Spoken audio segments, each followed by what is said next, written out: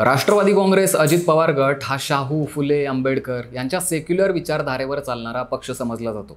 पण गेल्या काही दिवसात पक्षाचे अहिल्यानगरचे आमदार संग्राम जगताप यांनी घेतलेली प्रखर हिंदुत्वाची भूमिका ही सगळ्यांनाच कोड्यात टाकणारी ठरली आहे। संग्राम जगताप मूळ सेक्युलर विचारधारेचे राजकारणी म्हणून ओळखले जातात। मग गेल्या काही दिवसात त्यांनी कट्टर हिंदुत्ववादी भूमिका का घेतली आहे, त्यामागे त्यांचा कुठला पॅटर्न लपलाय, त्यांच्या राजकारणाची दिशा अचानक बदलण्याचं कारण काय, या व्हिडिओमधनं सविस्तर जाणून घेऊ।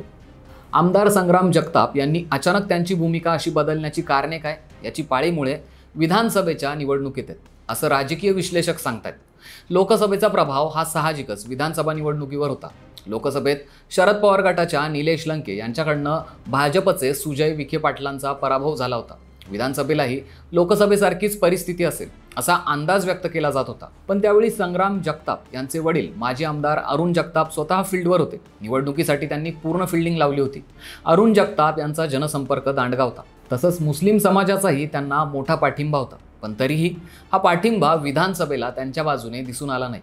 मुस्लिम मतदारांचा कौल हा शरद पवार यांच्या राष्ट्रवादीकडे दिसून आला।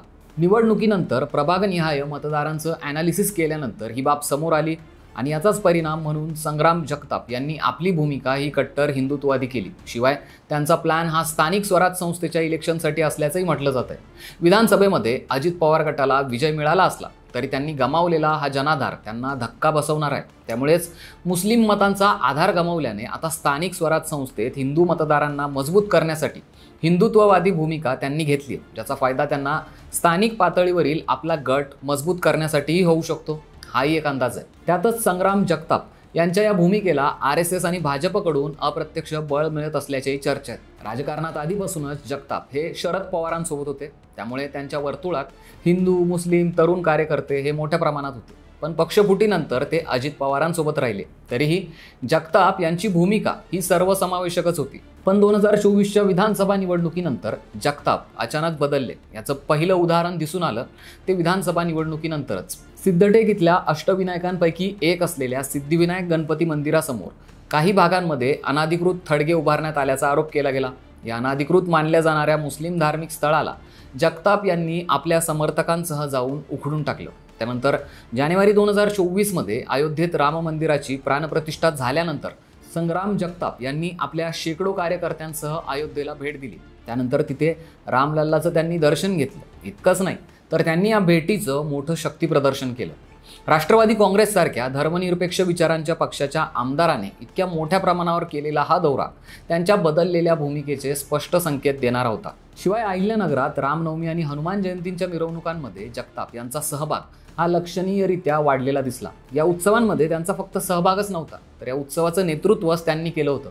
भगवे झेंडे, कट्टर हिंदुत्ववादी घोषणा असलेले फलक, यामुळे पुन्हा एकदा त्यांनी सगळ्यांचं लक्ष आपल्याकडे वेधून घेतलं। त्यांच्या वाढदिवसानिमित्त किंवा इतर कार्यक्रमांच्या निमित्ताने कार्यकर्त्यांकडून लावण्यात आलेले पोस्टर्स आणि बॅनर्सवर त्यांचा उल्लेख कट्टर हिंदुत्ववादी नेता असाच केला गेला। विविध जाहीर कार्यक्रमांमधून बोलताना हिंदू धर्मावर कोणी आघात करत असेल तर ते सहन करणार नाही, अशा आशयाची वक्तव्ये त्यांनी केली।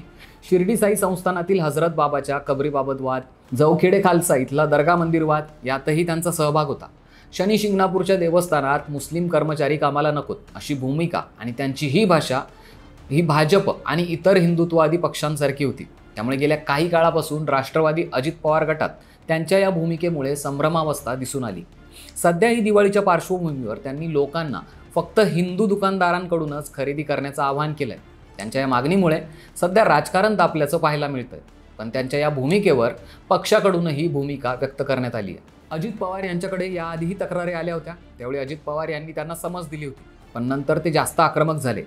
आमदार जगतापांची ही भूमिका पक्षाचे अध्यक्ष आणि उपमुख्यमंत्री अजित पवार यांच्यासाठी आता मोठी डोकेदुखी ठरत असल्याचं समोर आलंय।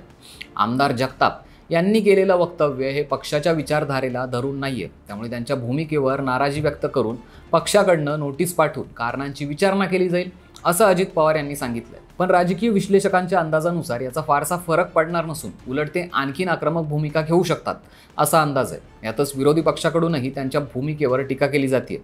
आमदार रोहित पवार यांनी एक वक्तव्य केलंय।